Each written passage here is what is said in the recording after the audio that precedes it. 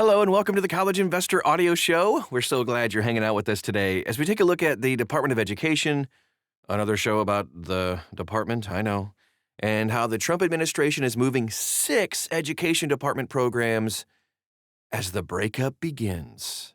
But first, just a quick reminder, anytime you hear a topic talked about on the podcast, you can always check out the article associated with it at thecollegeinvestor.com or search those words on social media. You'll find us. The College Investor. All right, let's get to it. The breakup. The Trump administration continues its efforts to hollow out the Department of Education by sending 6 programs to other federal agencies.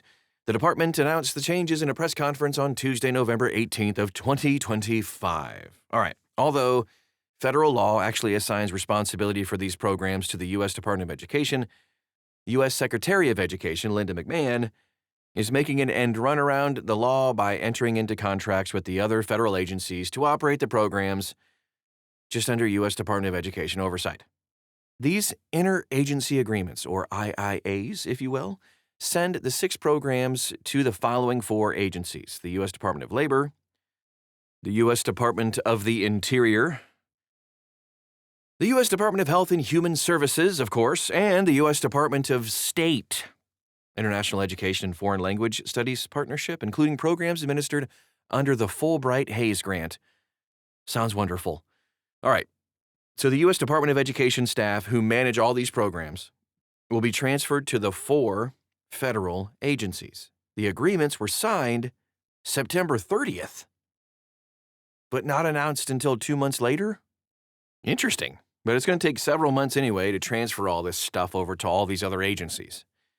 But here's how interagency agreements work, in case you're wondering. These agreements are similar to the agreement announced on May 21st of 25 to transfer workforce-related career, technical, and adult education programs to the U.S. Department of Labor, kind of makes sense, as required by an April 23rd executive order. The affected programs funded under Titles 1, 2, and 3 of the Workforce Innovation and Opportunity Act, WIOA, and the Carl D. Perkins Career and Technical Education Act. Goodness, we have a lot of laws. These changes do not save money, do not improve outcomes, and do not improve accountability. There will be some savings as the Trump administration eliminates some of the grants provided by these programs, but those grant cancellations occurred prior to moving the programs anyway. It's kind of unclear how these programs fulfill the president's promise to return education to the states, as required by the president's March 20th executive order, since these programs will still be administered by the feds. All of these changes are similar to what we expected with the general narrative of eliminating the Department of Education. Let's move on to changing the focus of education. Tuesday's announcement reflects a view that the purpose of education is primarily to prepare students for jobs and careers. These changes do not affect federal student loan programs, the FAFSA, the federal Pell Grant, and all the other programs operated by federal student aid. The U.S. Department of Education is still exploring options for these programs, including the possibility of privatizing the federal student loan portfolio. The federal student loan programs are undergoing a lot of changes because of the One Big Beautiful Bill Act, OBBBA.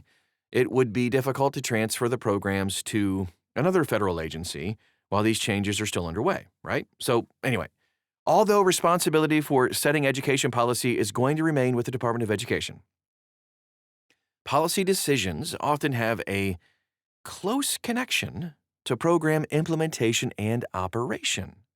Organizing the education programs into silos will lead to fragmentation of the programs, which kind of just brings us back to, man, the federal government really stinks at running things. And that's a bipartisan hot take there. Anyway, feeling a little ornery today, I guess. But if you want to dive deeper into all this stuff, everything that's going on with the Department of Education, student loans, how to pay them back, the best way to go to college. You can actually afford college without taking any loans. We got all kinds of ideas for you. It's all at thecollegeinvestor.com. You can also check us out on social media ask us questions, get to know us, because we'd love to help you any way we possibly can. Just type in the words The College Investor and you'll find us pretty much wherever you are. That is our show for today. Please excuse the sarcasm that when I talk about stuff like this with the federal government. But thanks for being here, and we'll talk to you again real soon.